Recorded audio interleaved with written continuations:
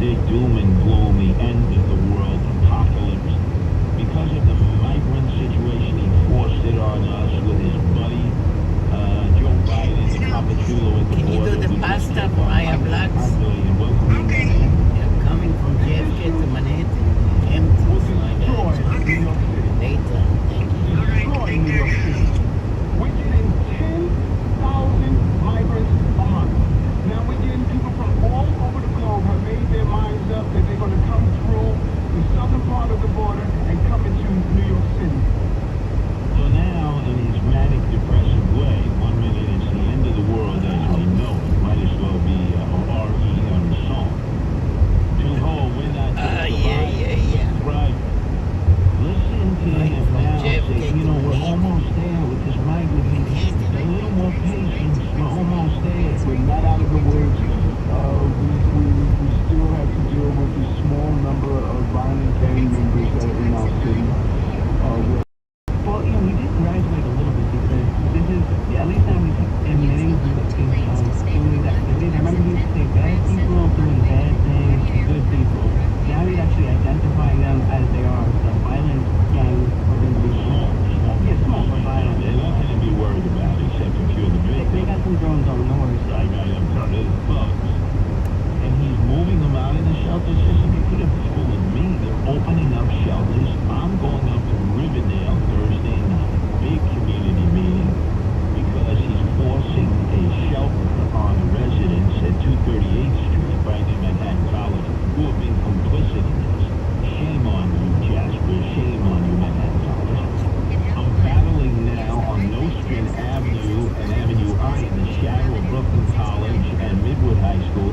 They're putting a migrant shelter there in the Ramada Inn. Wait, what do you mean you're moving them out of shelters? You're opening more.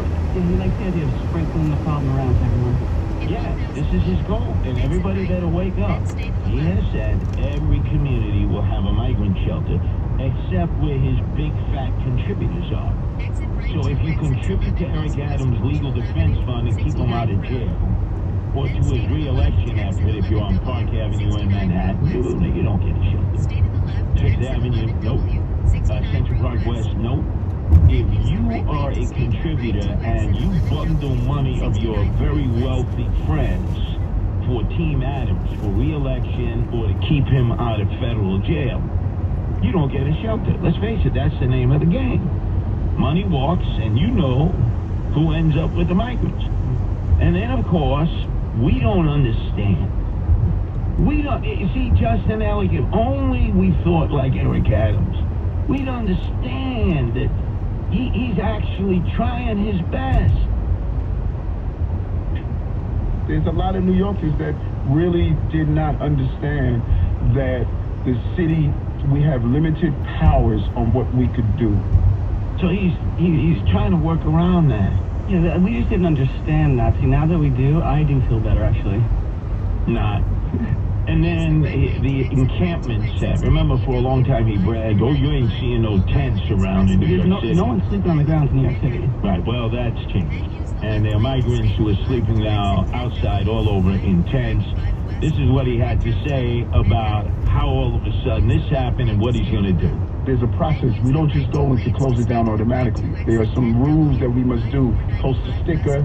Department of Sanitation must do the announcement. We try to get his services in there.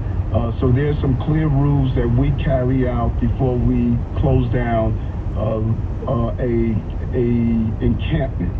I didn't realize that when you do something illegal, you're getting notice and a sticker about better behavior and how to, get some services in addition. Like, what is he talking about? What are these rules? I don't know, but apparently they're posted on these encampments. What are these rules, Eric? Don't steal, don't rape, don't rob. Right. I mean, what are you putting up the 10 Commandments at these encampments? And you better have them in a lot of languages. Yeah. He's so full of bull feathers.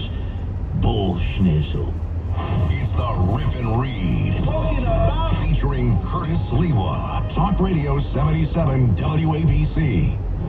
Greg Kelly, entertaining and informative. The fake news is, oh my God, can you believe what happened? Kamala Harris made an appearance today and smiled and waved and was so attractive. Governor Walz and Vice President Harris today held hands and talked about America's future. Yay! Donald Trump is a threat to democracy. You know what I mean? It's like day in and day out. That's what you hear. Greg Kelly, weekdays from 1 to 3 p.m. on 77 WABC. 77 WABC, the crown jewel of talk radio, heard worldwide in 173 countries and all 50 states. WABC is committed to live and local radio, 24 hours a day, 7 days a week. See what 77 WABC can do for you and your business. Call 929-552-7175 and advertise with 77 WABC. Name hero here. Christopher Chambers enlisted in the U.S. Navy and later graduated from SEAL training. He was conducting a nighttime raid on a ship that was illegally transporting advanced lethal aid from Iran to Houthi forces in Yemen when he was reported missing. Facing 8-foot swells, the U.S. Navy Special Warfare Operator, first class, lost his life with another service member. Christopher was 37 years old. He left behind a wife and a young daughter. The Tunnel to Towers Foundation provided Christopher's family with a mortgage-free home. The foundation honors the legacy of those who have made the ultimate sacrifice. Watch out, construction on road ahead. While serving our country and our communities. The foundation is also working to eradicate veteran homelessness by providing housing assistance and services to those in need. Tunnel to Towers is committed to helping America keep its vow to never forget 9/11 or the sacrifices of its greatest heroes. Help heroes who protect the freedoms we all enjoy. Donate $11 a month to Tunnel to Towers at T2T.org. That's T2T.org. The experts at NYC Pain MD, leaders in non-surgical medical treatment for arthritis pain, have a special message. If you've been told that you are bone to bone, or that knee replacement surgery is your only option, or would prefer to avoid the side effects of pain medicines, their experienced doctors use the latest in precision arthritis targeting technology to precisely place FDA-approved cushioning medicines, stem cells, PRP, or nerve blocks exactly where you need it. No surgery, no anesthesia, no hospital. Procedures can start you healing in as little as 10 minutes. Most return to work or home immediately after treatment with nothing but a 1-inch Band-Aid. Even doctors are NYC Pain MD patients. It's time to stop letting chronic pain control your life. Take the first step forward. Call to schedule a no-cost assessment at 1-800-600-KNEE. That's 800-600-5633. Clinics convenient to subways, bridges, and tunnels. Call to schedule your assessment. That's 800-600-KNEE. Listen to this podcast now On the Red Apple Podcast Network. Protecting America with Rita Cosby. Joining us is Gunnery Sergeant Jesse Jane Duff. What is your reaction to Kamala Harris picking Tim Walz? Totally flabbergasted that she went far left. Wow, they really are showing us they're that extreme. She has literally picked somebody who's as extreme as she is, if not more so. Often in politics, we see people try to come more to the center, try to show more moderation. No, they're locking down on all of the policies that Kamala Harris has advocated for or against, and they are lockstep side by side. This is as far left as we could possibly go on any ticket. And if this is what Americans decide that they want to be, this is your ticket, because those are the policies that they have been supporting their entire political careers. Download all of Red Apple Media's podcasts right now through your favorite podcast platform. Talk Radio 77 WABC. Now to the Bernard McGurk Studios of 77 WABC and Curtis Lewa. Curtis doesn't know about you, but he rips and reads. This is the Rip and Read. People will never be free because they'll never know in the world that gonna be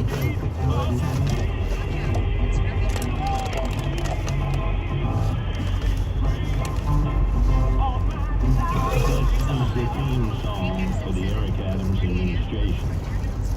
It's all about the money. Follow the money. Front page today. Follow the money, New York Post. Great article. In-depth. Really good journalism at its finest. The title: New York City migrant crisis costs will crack eye-popping $5 billion on shelter, security, and food. The amount could double by 2025. Written by Carl Campanelli and Haley Brown. This is really a stellar piece. Because you, Nancy, have followed. You've been following the money on this DACO situation and other funding situations for the migrants from almost the beginning. But I got to give credit where credit is due. This sort of connects all the dots. But I also want to give credit to an intrepid young man, Bobby Hare, who with Project Veritas, at the very start of DACO getting involved in caring for migrants, something they never did anything like it before. They were given a $430 million no-bid contract to manage the Roosevelt Hotel, the processing center, and do other outreach with migrants here and all over the state that we were shipping them to and paying for them. And Eric Adams had gone to their annual meeting on Wall Street.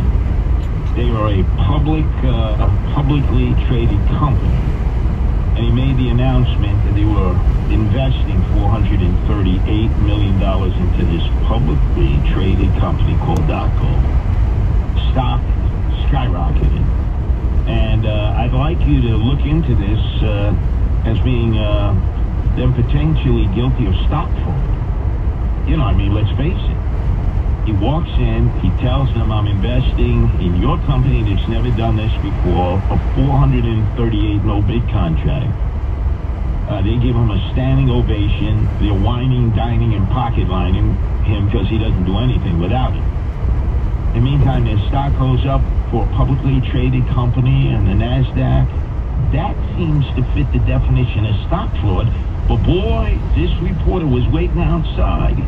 He's the first one to expose this, Bobby Hare. Mayor Adams, hey, why is New York spending so much money? Why is New York spending so much money to transfer migrants to a hotel in Rockland County? No response?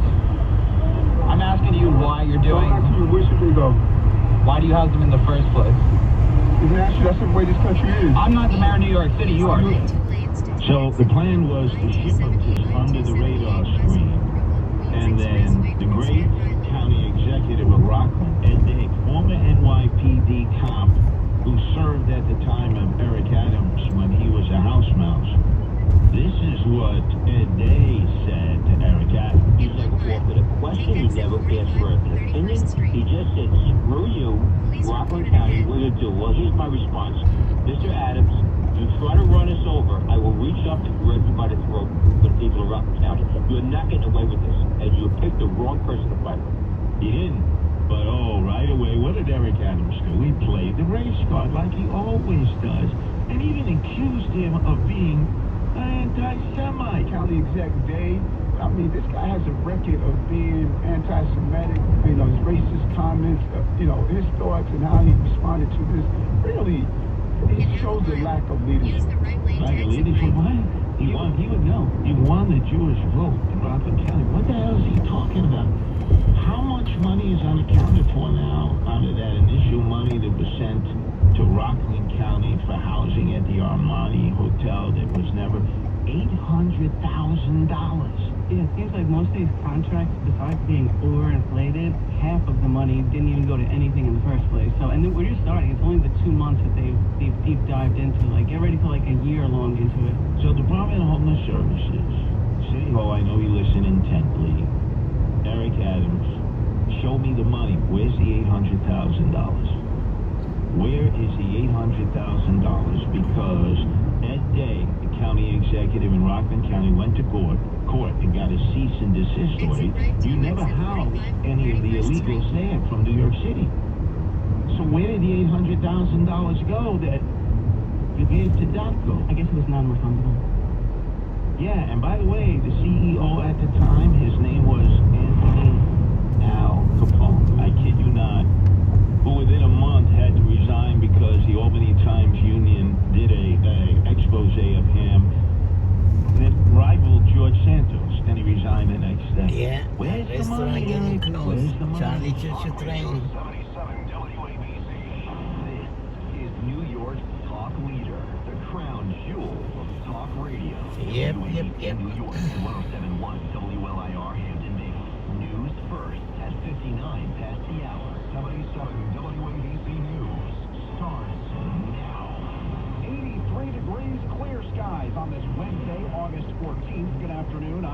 Flippin. The NYPD says it conducted a sweep on Randall's Island today, taking in unregistered cars, motorcycles, and mopeds. Illegal vendors were also reportedly going to be targeted here. This is in Randall's Island. Yeah, restaurant is closed, out of business. Neptune Diner, out of business. There's an encampment set up near that migrant shelter where people say they have nowhere else to go following the expiration of a 30-day shelter Astoria, limit in New York City. Neptune Diner, out of 200,000 migrants have come to the city in the past 2 years, and cops call this a crackdown on crime, not illegal immigration. Mayor Eric Adams continues to push for federal work authorization for illegal immigrants. His argument is that would make them less dependent on city resources and taxpayer dollars. Adams, I should say, the mayor, reportedly plans to push that same argument at next week's DNC in Chicago. Meanwhile, 2 separate robberies were reported within a 24-hour period in Central Park, and since the start of the year, robberies are up 200%. Half of the people arrested for those crimes in the southern portion of Central Park are migrants, per the NYPD. The Mayor Adams says the department may start using drones to patrol the park. My drones are pretty quick. I think a little bit about drones, like who is controlling the drone and why are they moving from one place to another? Yeah, we can be comfortable with that. It's nice to have top presence there, but I don't think I want to be surveillance. Statistics also show that major crime for New York is up by 46%, felony assaults up by nearly 43%. Inflation is below 3% on an annual basis for the first time since 2021. And that's according to the new Consumer Price Index report out today. Prices are still going up in America, but they're going up by a slower pace than we had seen in the prior month. So again, July 2024 compared to July 2023, figures 2.9%. That's how much prices rose over that 1 year period. Yes, we've been coming down, and it is indeed the case. We've kind of been going sideways, hovering around this 3% inflation rate for a little while, which is the reason why it makes it so significant that we broke through to that 2.9% figure. This consumer price index is a measure of everything that we purchase on a regular basis. So food prices did increase. These are monthly figures that I'm showing you now. 0.2% between June and July, same pace as we saw in the May to June period. That's correspondent Brian Chung reporting. He notes that energy prices didn't grow as much in July. That helped in terms of the various categories and price growth for consumers.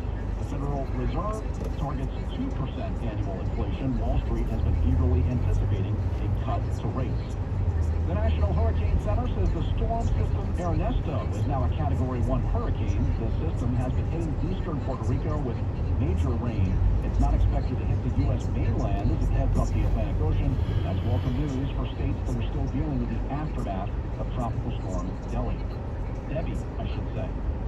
The New York Times reports Hunter Biden, the president's son, asked the U.S. Embassy in Italy for help as he looked to land a business deal while his father was vice president. The report says that Hunter, acting on behalf of the Ukrainian energy company, attempted to use the influence on a deal for Burisma, a Ukrainian gas company where he was a member of the board. The attempt came out following the release of State Department records last month to the Times after Joe Biden ended his bid for re-election. I'm Mark Matthew.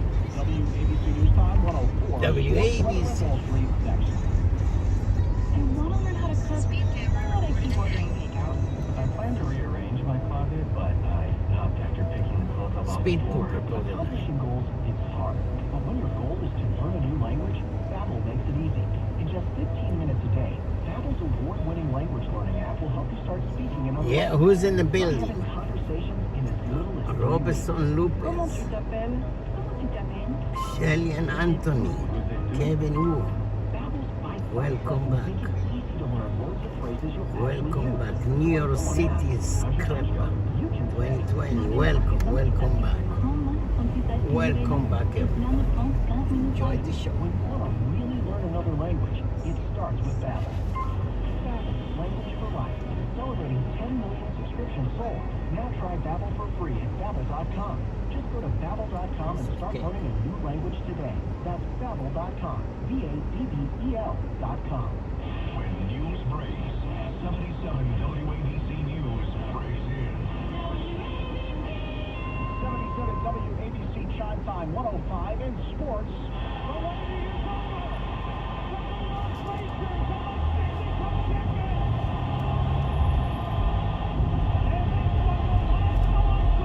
And of course, the final call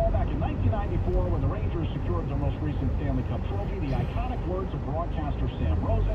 Rosen says he's retiring. This will be his last season, his 40th year as the Rangers' full-time play-by-play announcer. On Wall Street, stocks are mixed. The Dow is up 197 points. And from the Ramsey Mazda Weather Center, today mostly sunny with a high near 86. Overnight clear, falling to 68. WABC News Time 106. Greg Kelly next. 83 degrees. Skies are clear in Midtown, and I'm James Flippin. The Greg Kelly Show. Tens of millions of people engage conservative media, especially talk radio, conservative cable, and the rest. Social media, great content, great talent out there, putting out the truth relentlessly. Huge audiences still, but more people than not actually are engaging other media or not engaging the media at all. Let's get into it, my friends. The second biggest issue I think when it comes Hey, Coach, I'm good. Yeah, I chose this interview because Rose Simpson's work is outside. It's free. It's in the park right now, and I want to encourage people to go check it out. The weather's a little more bearable now, so it's a good weekend activity to take family or friends. The other reason I chose this for my producer pick conversation, and you'll hear this in the interview, is that Rose was just a very good talker and an interesting person. I think a lot of the times I work with a lot of visual artists, and they're so in another world of their imagination and creativity and talent that sometimes it can be difficult for them to explain their amazing ideas in a way that makes sense to someone who isn't in the arts world. And Rose was just very sensitive to her feelings and emotions and explaining her work in a way that you don't even have to like art to really appreciate. So, and I know you felt a similar way when talking to her. What did you have? Absolutely, Luke. I think you hit the nail on the head. When I was sitting across from Rose and listening to her describe not just what she made, but why she made it, she makes specific references to how we're all connected and where we come from. Plus, her talking about just working on cars back right. Dan, you're a fan of cars. I'm a fan of cars. It's just understanding how she thinks about metalwork and, you know, the weather, the steel and the bronze and the way that it looks and what it represents.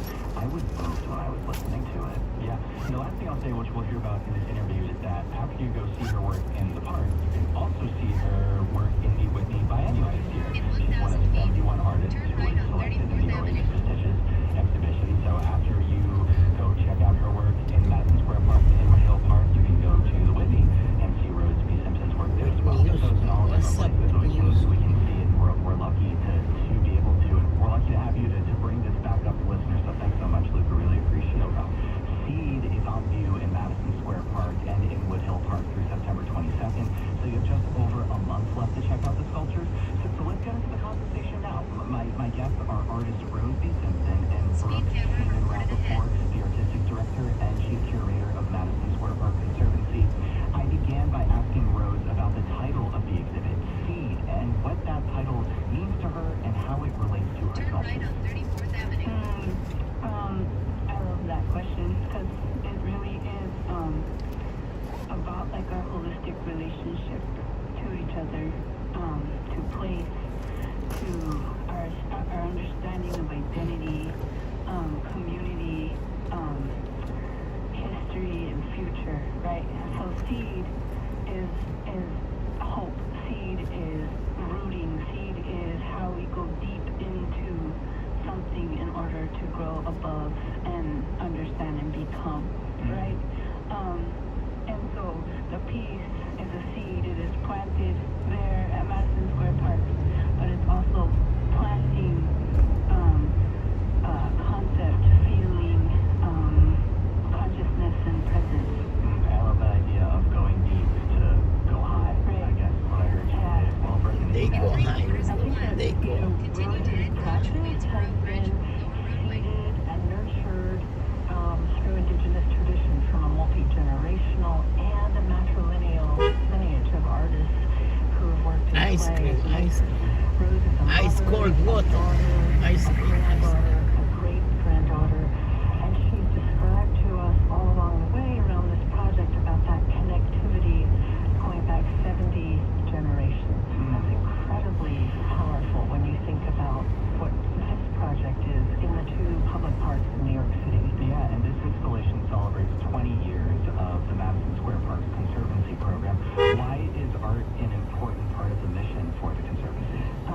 You know, public art has complete access to all people. Works of art on view in Madison Square Park and now Inwood Hill Park. It's a great collective democratic experience for people viewing works by exceptional contemporary artists like Rose Simpson. Sometimes people don't go into a museum or have comfort or access to a Chelsea gallery. So this is a way to bring outstanding works to many different communities. Rose, for this installation, you use Relax, don't do it. weathered steel, When you gonna come? Where do you source all that? When I'm working in my creative practice, which is mainly ceramics. So most of my work is in clay, but I've used steel for a long time. Mostly working on cars, so started working on cars and but I also think about how we can honor the resources that are gifted to us, both to our creative process and to our creative life. And see how far those resources can reach that way, right? And with, ceramics, there's so much fragility in it, so there's a lot of engineering to figure out how this kind of material can communicate into a sound for as long as possible, right? And because we were handling outside, it had to be durable. Long live the It had to hold space, right? It had to be strong enough to withstand elements and also be the community about the people, right? And I consider those being my creative work. So because, when you use and you utilize the use of natural resources to make art, I often think about the environmental impact of our thinking. And so Long live the king. part of the conceptual development of this work itself was how to use this work on many homes and still use the least amount of material. And so the pieces are actually like jigsaw puzzle pieces from sheets of steel. And they all sort of put back together to engineer them to stand tall and strong.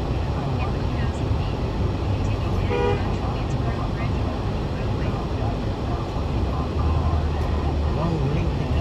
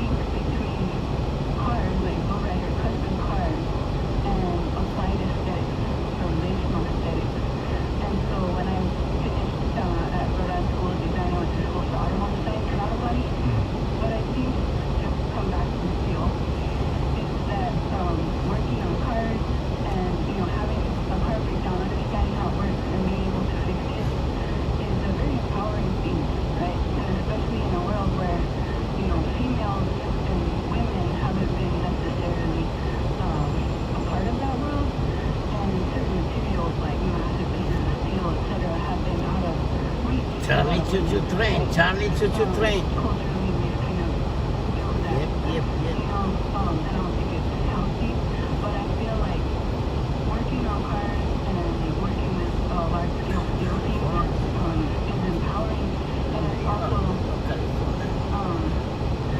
because of working on cars and fixing cars and breakdown and feeling capable and able to do that, I think that's what allows me to envision and understand that the engineering for something of this scale. It's a familiar thing and it's possible. Charlie Choo-Choo Train, Charlie. I understand how it can be done, and so that allows me to dream those things into Kind of like the jigsaw pieces that you were talking about before to make such a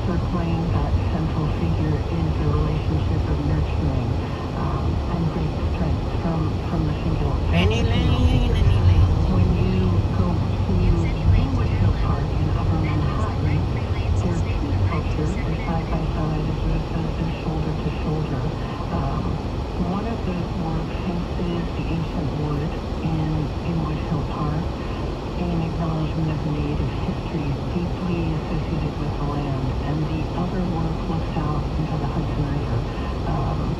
The part of the trade route that brought settlers to that area, who really worked to obliterate native people beginning in the 1600s. And this project is acknowledging all of those complicated, contested genocidal histories. In Wood Hill Park, you found the site where the Dutch colonial governor, and I'm using air quotes here, purchased the island of Manhattan from the Lenape people. But can you go into a little bit more about why in Wood Hill Park, where that idea came from? When we first started conversation with Rose, and we thought about like, share, subscribe. milestone of the 20th anniversary of the Hill Park program, we had been working for several years before with the Lenape Center here in New York City, and collaborating and writing and researching and drafting a land acknowledgement. So when speaking with the Lenape Center, they like, share, subscribe. in Wood Hill Park because of the contested history of that site, just what you mentioned before about the Dutch colonial governor taking that land from the native people.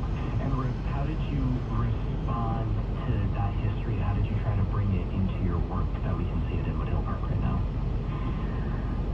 One of the things that I'm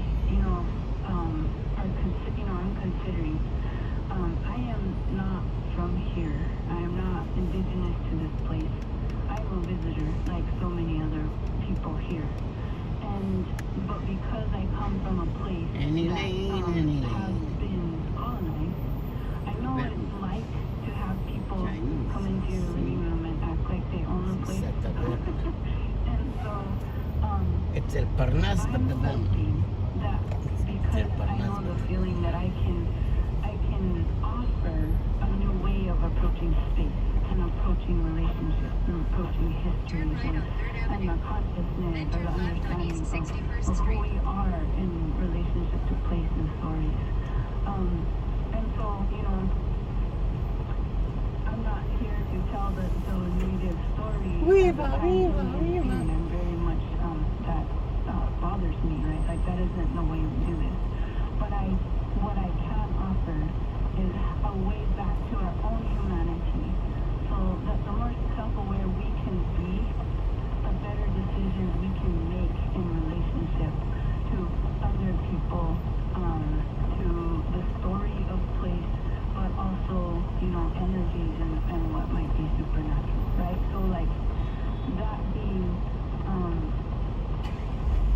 that I can, as I learn how to be a good person in the world, and as I work with my art and I allow my art to teach me about myself, that in that process, maybe, just maybe, I can show other people that it's possible to, go to those places that are difficult, to pick up the tool, be it, spiritual, psychological, emotional, that allows us to evolve and transform the way that we be in the world. We need to change this. This is not gonna work.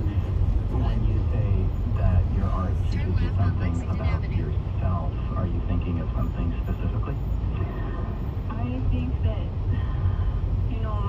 I think the biggest tool in my art making process is witnessing and listening. The first time I walked into Madison Square Park, I asked the park what needed to be said there. I didn't say, I think I know what this place needs. I had to stop and quiet myself down really deeply and ask, and then wait for an answer and listen for it. And so, because I don't feel like I am making this work, I am only a tool for this work to be made, that when it becomes Any lane. manifestation to fruition, and I stand and witness it as it witnesses me back, I am sent into my food, right? I am sent into humbled places. I am sent into, some uncomfortable feelings, and I have to be with that, right? So I feel like I put the work in the world and it turns it around and shows me something that I've been looking for. Any lane. And I think that's what, that's why I keep returning to these processes. And sometimes I laugh, like maybe I haven't got it yet, and that's why it just keeps getting bigger. Well, you know, like, share, subscribe. I was going to say, it's also significant to think of Rose's work in the context of the contemporary art world and how Rose and other artists of her generation are really resetting the conversation about these long entrenched interpretations of what is the figure in sculpture, what can the figure be in sculpture. So she has, by making these like, share, subscribe. objects, they are formidable, and that lets us reassess ideas around the human form in sculptural language. And to put a point on it, why do you think it's so important to make an effort to display art in public spaces in our city within spaces like Madison Square Park?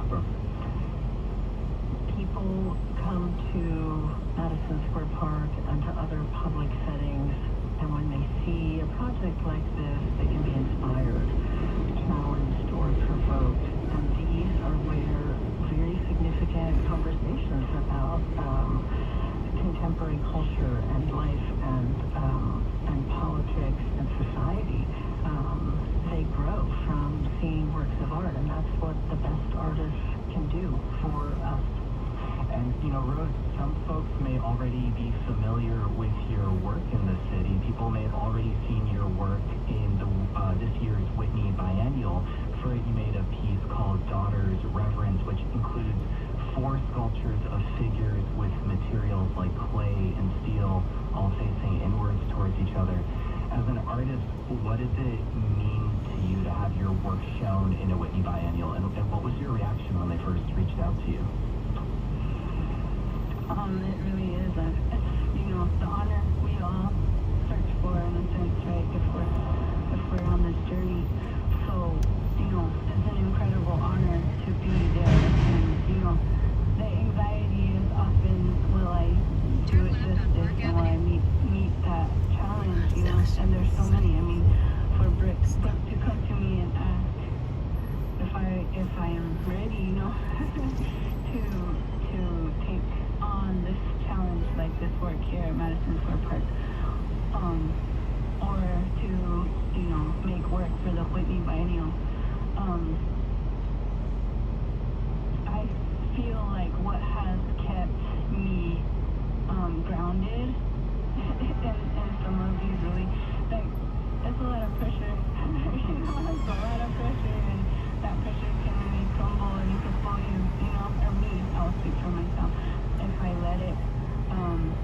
And so I feel like I search more for those moments of listening again back to witnessing what is trying to be told in those spaces. And I feel like, you want to see something intimidating, listen for something bigger than what is human, what is bigger than our ideas and stories we tell ourselves of the life that we live.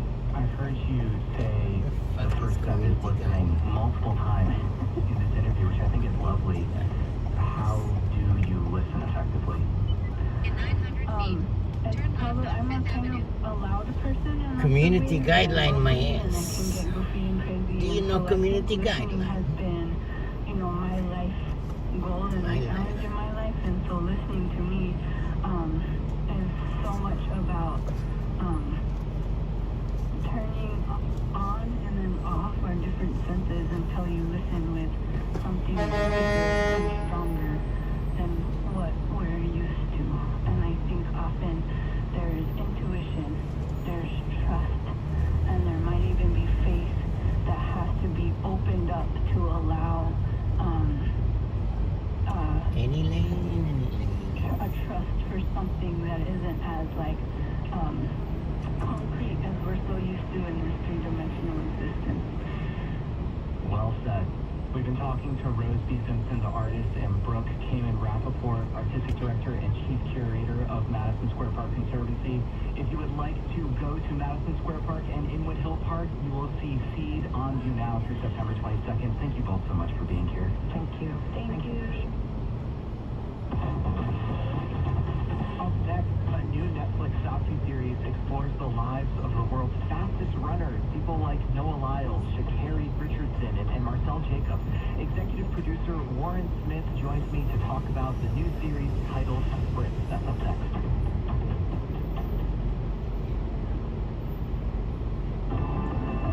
New Jersey Governor Phil Murphy is expected to make his choice to replace Senator Bob Menendez any day now. On the next Ask Governor Murphy, we'll talk about that, his friendship with new vice presidential candidate Tim Walz, new electric charging stations coming to the Turnpike, and we'll take your calls. Ask Governor Murphy tonight at 7 on WNYC.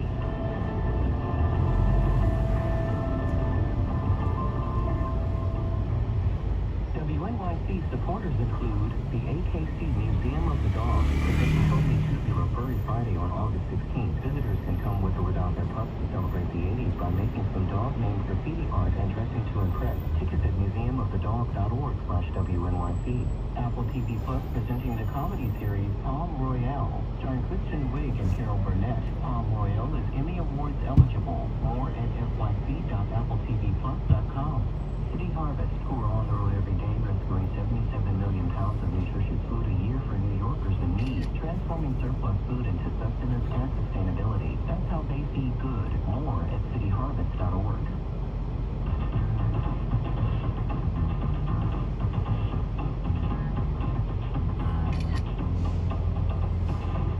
You're listening to All of It on WNYC. I'm Kushan Abadar in for Allison Stewart. The 2024 Summer Olympic Games just wrapped up in Paris this past weekend, and while many Americans are typically only really interested in the big three sports, we're talking basketball, baseball, or football, our horizons open up for a bit about 2 weeks every Olympics. A new Netflix documentary spotlights 7 athletes in track and field coming from different countries, all on the road to the Games in Paris. For a lot of viewers, the most exciting event is the 100-meter sprint. The winner is declared the fastest woman or man in the world. But what does it take to be the world's fastest? Throughout the doc, we learn more about the training, coaching, and mental challenges faced by the world's fastest humans, including the United States star athlete Noah Lyles, who won the 100 last week, and Sha'Carri Richardson, who scored her first gold in the 4x100 relay race, as well as 10 times Jamaican gold medalist Shelly Ann Fraser-Price, and British 100-meter and 200-meter record holder Darnell Hughes. The docuseries is titled Sprint. It's out on Netflix, and executive producer Warren Smith joins us today to discuss. Warren, welcome to All of It. Thanks for having me. Great to have you here. And listeners, call us. Are you a fan of the track and field event at the Olympics? Do you have a favorite runner? Who is it? What do you admire about them? How did they perform in Paris? Have you seen Sprint on Netflix? What questions do you have for Warren? Give us a call, send us a text. We're at 212-433-9692. That's 212-433-WNYC, or you can always hit us up on Instagram or on X. Our handle is @AllOfItWNYC. Okay, Warren, you've done a bunch of sports documentaries. Rugby players, Formula One racers, golfers. Why sprinters next for you? I think we sort of looked at the world, I think, from a perspective of box to box. We really liked the world of track and field and athletics, and it was one of those sports where, you know, up to a point, you always knew who were the winners and losers in that sport. You knew the field, you know, whether it was back to Carl Lewis. Over here in the UK, we had a guy, Nicola Christie, who won the gold Olympics, and then all the way through to Usain Bolt. We sat there in a sort of a meeting actually with Netflix over lunch, and we didn't really know who were the men and women that were now setting the records or winning the gold. And we wanted to sort of look into that world. So Netflix agreed, and we started with a bit of development, and we got ourselves on a plane to Jamaica, Jacksonville, Florida, and a few of the training camps. And it was pretty clear quite quickly that there is a lot of not only talent on the track, but a lot of personality and character in this world. And I think that was where we got excited and thinking, well, how can we help sort of elevate this sport so it isn't just a Any name. Yeah, you often see these athletes make national headlines every 4 years. How did you want to showcase them outside of the spectacle of the sports and the fans? I think the key thing for us is when we got into the world, realizing how different, say, the US team and the athletes train to the Jamaicans or Marcel Jacobs, who's from Italy. And I think for that, it was just capturing their own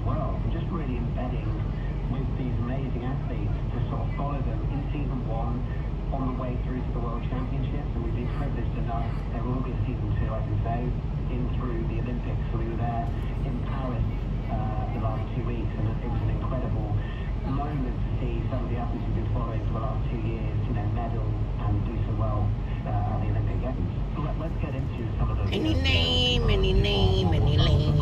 Of Noah Lyles and his mother, Keisha Kane, reminiscing about Noah's childhood with asthma, actually, while going through scrapbook photos and keep it too. So I didn't get to really participate in sports until I got about 7 or 8. There wasn't a time that I can remember where asthma was not an issue. I can't remember a lot of nights where I wasn't at the hospital getting medications that just try and calm down the episodes. It's like your first lock of hair from your first haircut. So we would have nights where we would just sit up and hold them all night. And sometimes we would only feel awake in the house. So we would talk, and I would say, Noah, one day this is going to go away, and your life is not going to always be this way. Oh, I got some good stuff. I knew we were going to beat it. And then we're going to create the best version of Noah we can create. Look at all these medals. Turn right on Central Park South. Doesn't matter. Still earn it. I have instilled in them, like, you are here for a purpose. And that is how legacy is created.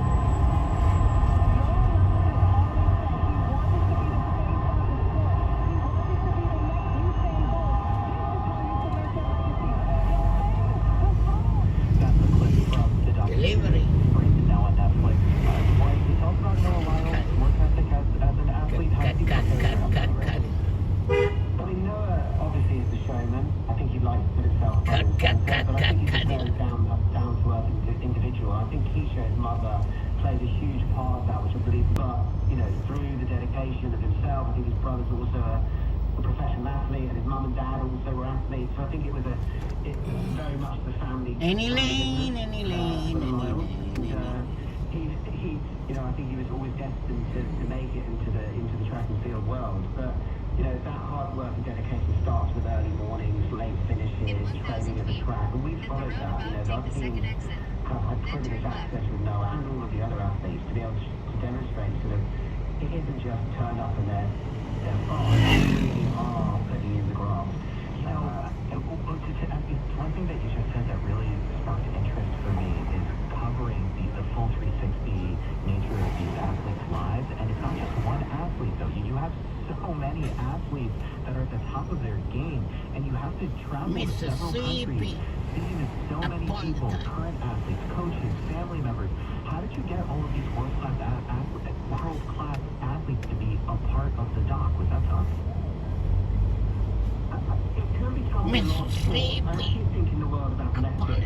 It wasn't as tough as maybe it can be in some of the other documentaries that we do. And I think the reason for that is because the world needs this. The world wants this. These are the greatest and fastest human beings on the planet. And I think for them, they want Netflix and the viewers to see that. And I think they deserve it. I mean, whether or not, you take the Olympic Games this week, the basketball team there can win a gold medal, but they can go back to their NBA contracts and sort of have this amazing sort of career aside from the Olympic Games. For these sort of sprinters and all the other track and field athletes, this is their Super Bowl. This is their moment. And I think sort of we're trying to give them an opportunity to showcase themselves on the world stage. And I think sort of that's why they open the doors. I mean, I'm not saying it's always easy because dealing with, the team in Jamaica or through the US, it needs it. But I think the makeup that we try and build a team in from box to box. Yes, they we have with those sort of individuals, whether it be the coaches, the athletes, or the sort of, the agents, which, obviously also need to be, spoken to. Yeah, and like you said, you're kind of offering a platform where otherwise there not might be one as readily available compared to some other sports. A text just came in about the documentary. However, it says, I watched Sprint as a great lead-up to the Olympics. Got me super pumped for Olympic track. I'm a huge fan of Shelley Ann Fraser-Price and love seeing her highlighted in the doc. I was gutted that she had to pull out of the Olympics. Listeners, thank you so much for that text. First of all, if you have a question for Warren, if you have seen the Sprint doc,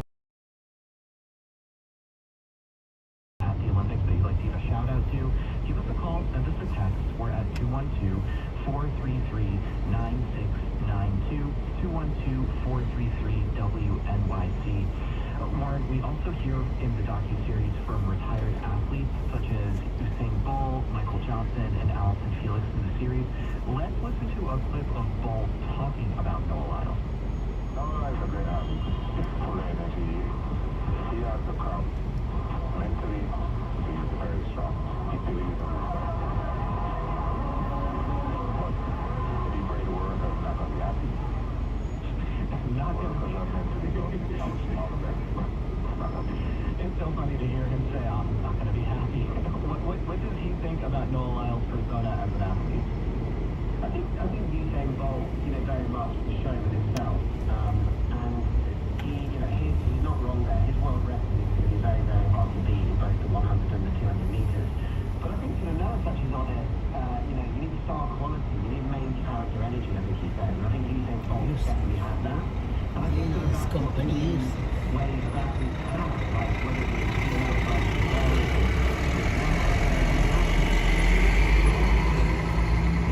police activity.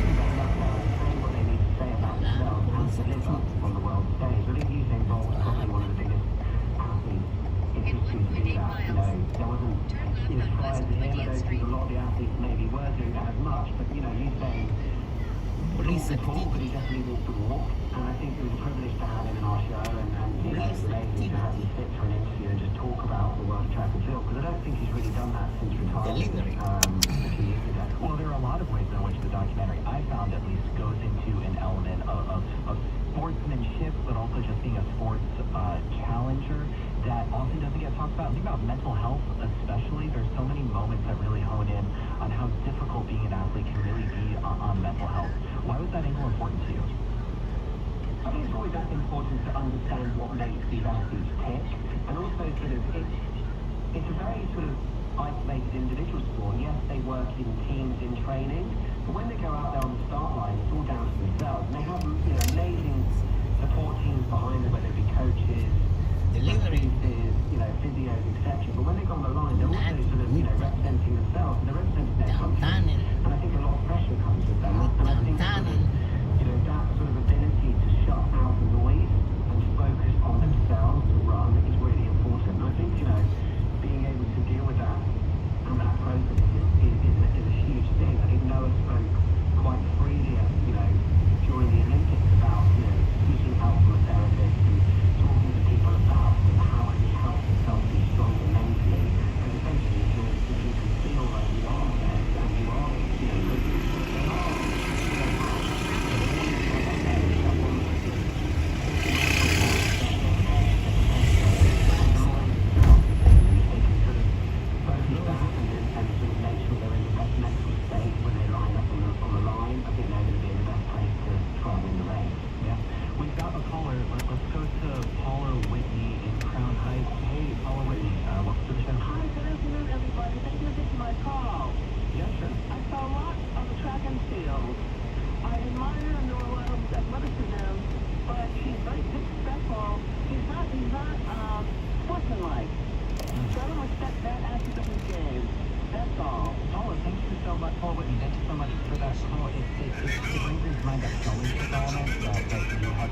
Warren, about how we, as athletes, not about myself, but how those athletes present themselves to the public. It also reminds me of Sha'Carri Richardson's reputation in the media, which you touched on in the documentary. She and many others have said maybe it isn't. I think Sha'Carri is supported by an amazing team down in Florida that's sort of led by the coach Dennis Mitchell, who was a former athlete for the United States as well. Sha'Carri, about, from what we were able to capture, at least, it's about having that real close support with her.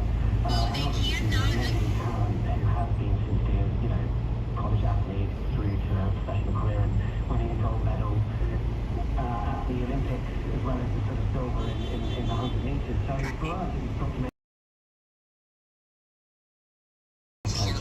Mitchell. So I think that. I think one of my favourite moments of season one is between the 100 meters Dennis and the final where Dennis has sort of literally 20 finding it to change her mindset, talking about mental strength, changing her mindset from almost not making it through to the finals, she got through as a fastest loser, and turning into a positive. And he does it in, just a few words, where he walks into a line and he says, I've got one thing to say to you, who's the fastest? And I think the hairs went up on the back of my neck when I saw Larry Elliott for the first time, because for us to actually see those moments and to hear those moments was unbelievable. And obviously, so you don't like rolling stone or just like